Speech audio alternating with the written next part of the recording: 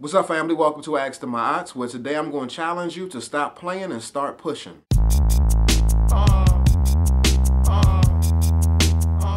mean, that right there is real. It's just me. It's just in me. My dog is bigger than him. You stank. Blow your breath in my face. Let's see if you want 3 for 3.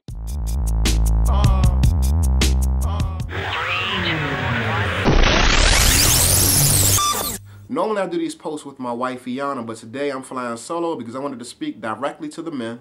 And for those women who choose to listen, feel free to do so. I wanted to talk about manhood. And I'm choosing to do that because lately it seems that I'm encountering a lot of brothers who are expressing a high degree of frustration when it comes to their relationship with their women. And, I wanted to focus on this whole manhood piece because, as men, more often than not, we'll find ourselves in relationships with women, and I think that it's imperative that we gain a complete and better understanding about how to interact with women if we plan to have successful lives. I mean, just period. So, when it comes to this whole high level of frustration that I'm recognizing, now I see it in our relationship education classes. I see it when I'm just hanging out, kicking it with the fellas. I see it in our coaching sessions. And it seems to me that the frustration is oftentimes revolving around, of course, some of the common areas like, money, sex, career, children. There's high level of frustrations in those core areas. But one thing that I think that men are often overlooking is that they're placing the source of frustration on everything outside of themselves. So you can point the finger at the lack of sex for being the source of frustration. You could point the finger at your children bringing on bad grades as the source of frustration. You can look at your bank account and see that as being the source of frustration, but I want to challenge you all today to look at these situations and scenarios in a different way.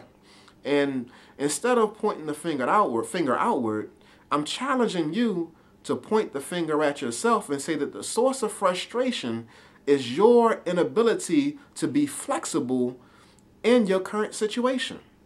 Again, the source of frustration is your inability to be flexible in your current situation. So again, it's taking the responsibility off of everything else and challenging you to look inward and say, because I'm inflexible, because I'm unwilling to go out here and get a job, because I'm unwilling to spend time with my children, because I'm unwilling to move to this neighborhood, that right there is the source of my frustration. It's my inflexibility.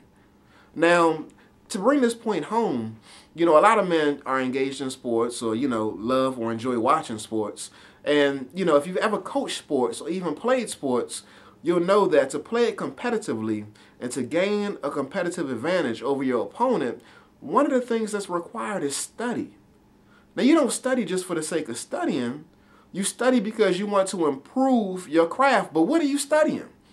You're studying your opponent. You're studying the circumstances. And you're also studying yourself. So let me ask you this question. If you're willing to engage in studying when it comes to sports, when it comes to your profession, when it comes to making more money, if you're willing to engage in studying in those areas, why aren't you willing to engage in studying when it comes to your relationship? Now, after you study, one of the things that you're studying, again, is the circumstances in which you find yourself. So, for instance, if you're in a fight, or let's not even use a fight because I'm not a fighter. If you're playing a sport, I play basketball. So if you're in a sport and you're playing basketball, for instance, and you're noticing that if you're because we just finished the NBA Finals, if you're in a 7-game series and you notice that in one game you lose, in game one you lose, you have to go back to the drawing table and, make the decision what changes need to be put into effect in order to come out and play a better game in game number 2. So you're going to examine the terrain. You're going to examine the situation and make the decision what you need to improve on, what you need to fall back on so that you can play better in game number 2. And so what I'm saying to you is that making those decisions is indicative of your ability to be flexible. You're not going to come out in game 2 with the same game plan you came out in game 1. You're not going to do it. And the reason why you won't do it is because you want to win. So let me ask you this question. Do you want to win in your relationship? Do you want to win in your career? Do you want to win in your life? Period. Now, because I'm focusing on manhood as it relates to your relationship, if you want to win, I'm challenging you to be flexible. I did a post before saying that women today aren't like women of yesterday.